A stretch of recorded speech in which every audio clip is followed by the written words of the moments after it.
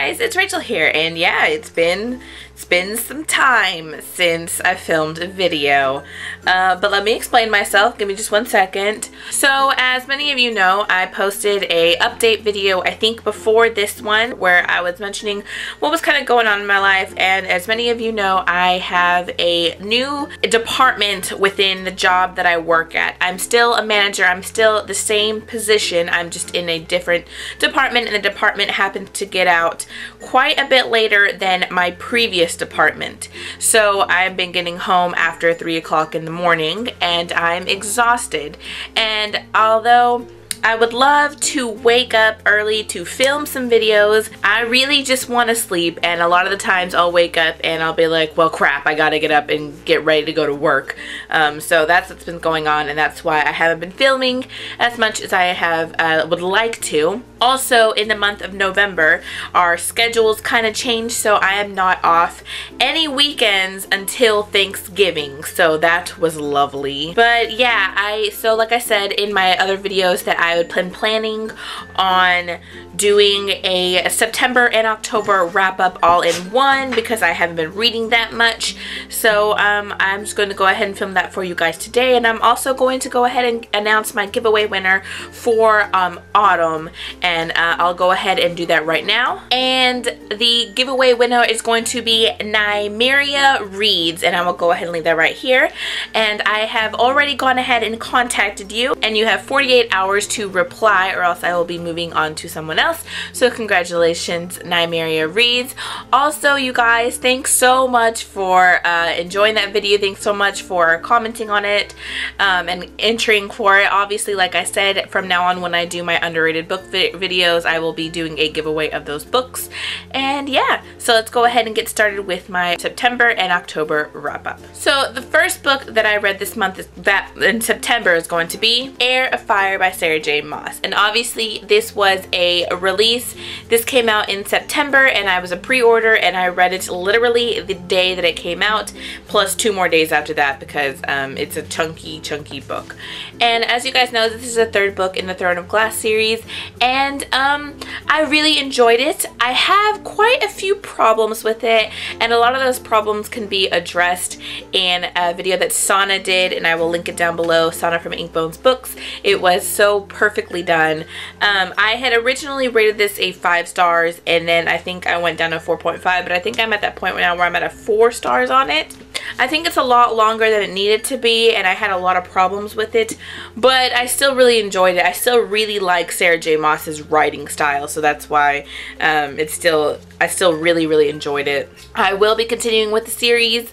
I'm not going to tell you guys what this book is about because it is the 3rd in a series, but if you guys are curious what the Throne of Glass series is about, it essentially follows our main character Selena, and Selena was a slave in a prison camp called Endovier, and one day the captain's guard and the prince come to take her to the kingdom where the king wants her to be the king's champion. She must fight essentially to the death to become the king's champion or the king's assassin. And that is pretty much what the series is about.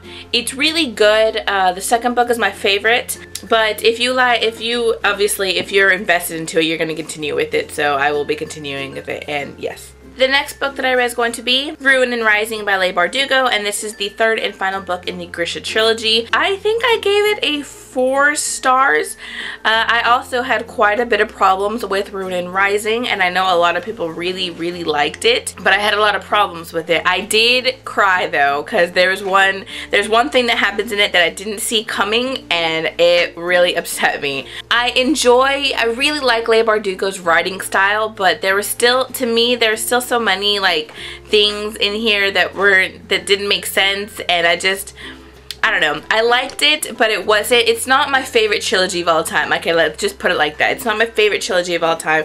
I liked it. It was a fun read, but it is not in my tops of trilogies that I've read, so that's just kind of how I felt about it. Yeah, I enjoyed the trilogy. It wasn't my favorite. I had a lot of problems with it, but you know, that's neither here nor there. The next book that I read in September is going to be The Winter's Curse by Marie Rakowski, and I read this book with Sarah and Lindsay, and I really enjoyed it. I again had quite a few I had some problems, but I still really enjoyed this book, and it's beautiful cover. And if you guys haven't seen the cover for the next book, go look for it because it is gorgeous.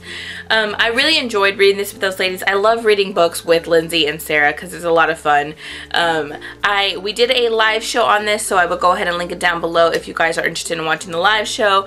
But this was really, really good. As far as our main character named Kestrel, and Kestrel one day is trailing the streets with her friend, and she comes up to an auction, and she is pretty much tricked into purchasing a slave, and the slave's name is Aaron, and things kind of take off from there. There is a lot of intrigue in this book. I really like the premise of it, and I'm really interested in what's going to come with the next book, and I really like this, so I think I gave this a 4 stars because I really enjoyed it. The next book that I read this month is going to be The Invention of Hugo Cabret by Brian Selznick, and I really, really enjoyed this book. I flew through it, obviously, even though it's so chunky. I flew through it because it's got so many pictures in it, and this is just such a wonderful, wonderful book. It is a children's book, but it is so enjoyable, I think, for any age. It was so great. I picked this up kind of on a whim when I was at a half-price books because it was $9. But it was so good. It was such a lovely book. I really, really enjoyed it. It was really, really good.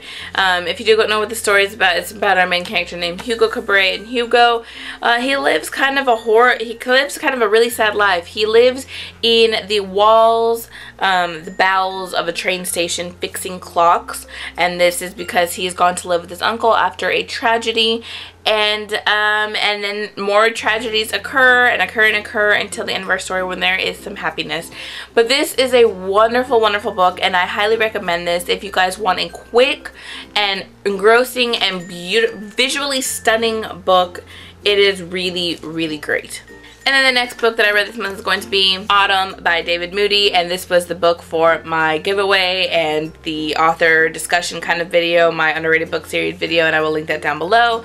And I read this, and I think I gave this a 4.5 out of 5 stars. If you guys don't know what this book is about, Autumn is essentially what happens when 99% of the population has died due to some kind of virus, and there's only 1% left, and what the 1% do to survive.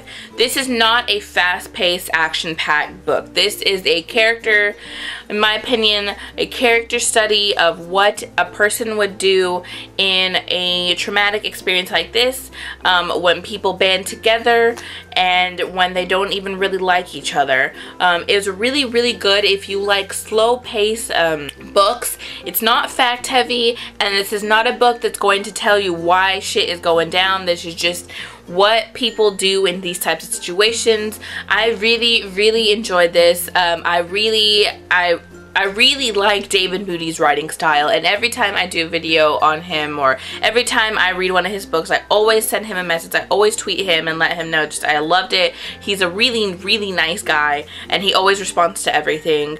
But yes, Autumn was really good. I gave it a 4.5 out of 5 stars, and I highly recommend this, guys, if you want a book like that. Next, I went on kind of a big graphic novel kick. I don't know why, but I was just in the graphic novel type of mood, so there we go. So the next book that I read, graphic novel that I read, is going to be The Cape, and this is by Joe Hill. Now, I really love Joe Hill, his writing style, his everything. I really like Joe Hill.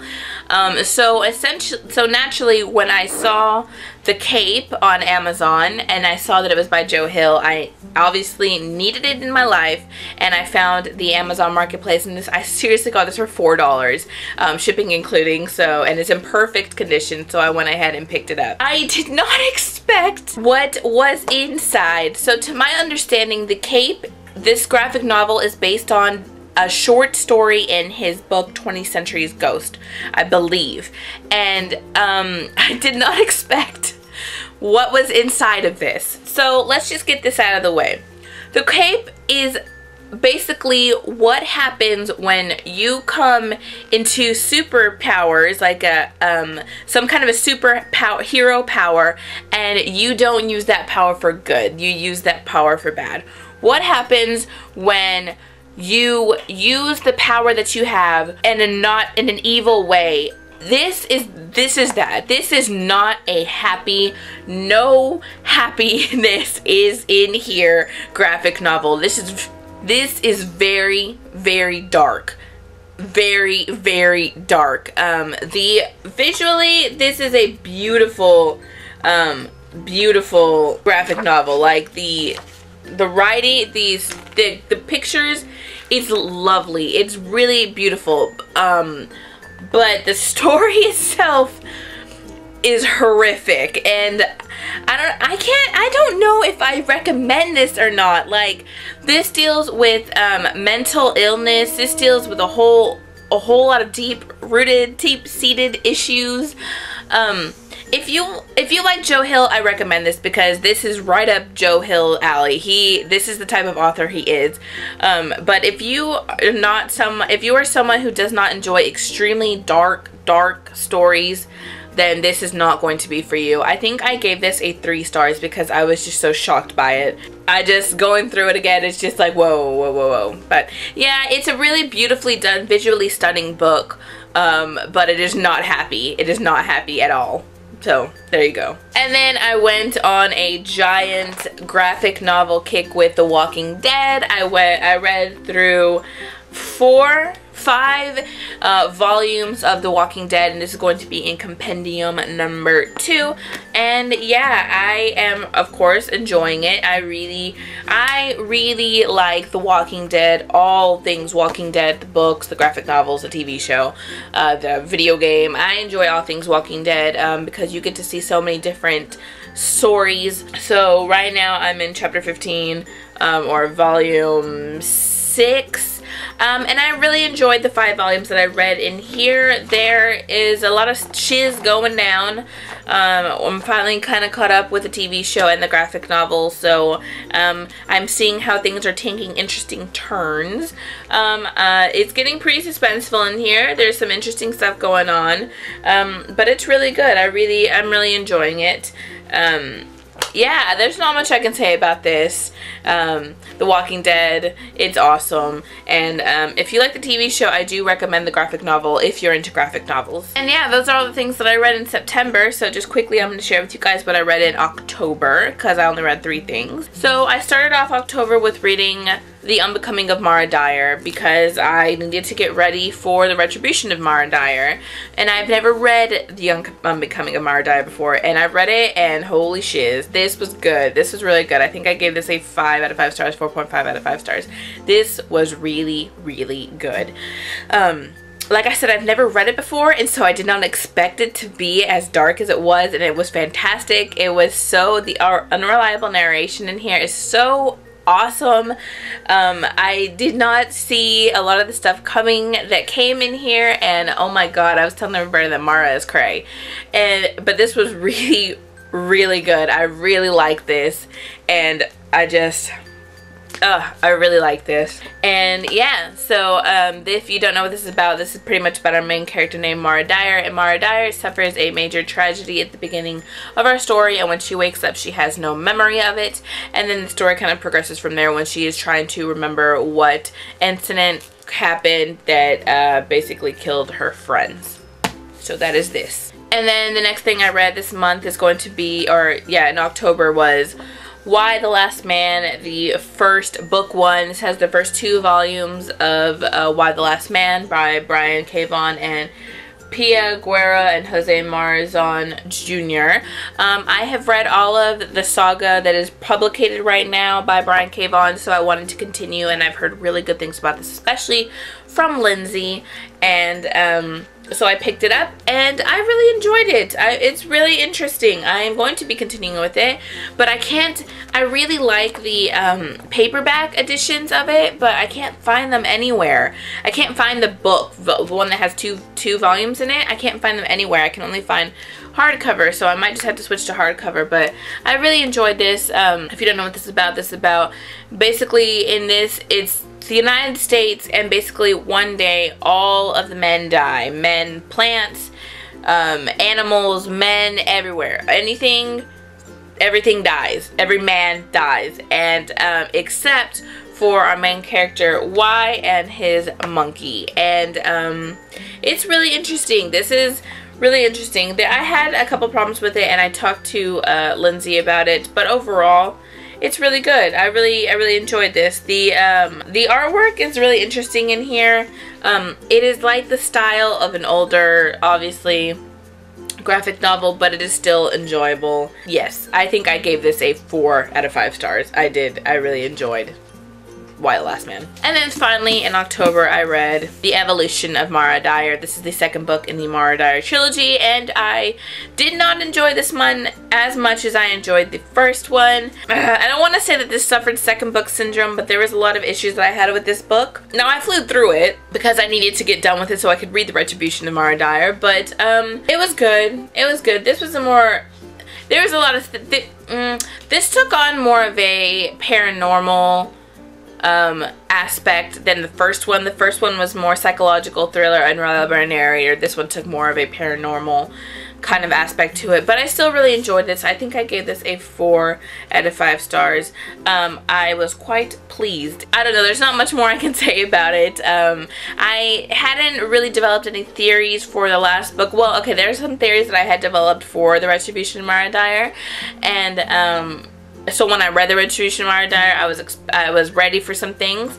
But this was really good. I really enjoyed this, and yes, overall I really like the Mara Dyer trilogy. So yeah, that's everything that I read in September and October. Obviously, I read the Retribution of Mara Dyer on November 4th when it came out.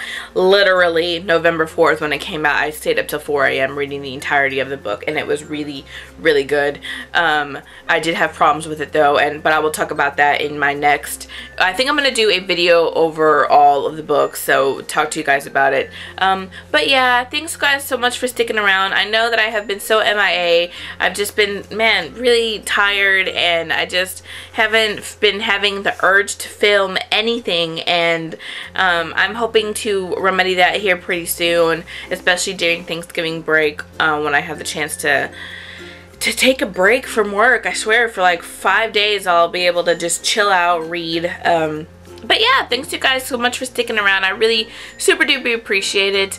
And yeah, if you guys have any recommendations for me, go ahead and leave them down below. Also, recommendations on what books that you guys have been reading, let me know. But other than that, thanks guys so much for commenting, liking, subscribing, and I will talk to you guys in my next video. Bye.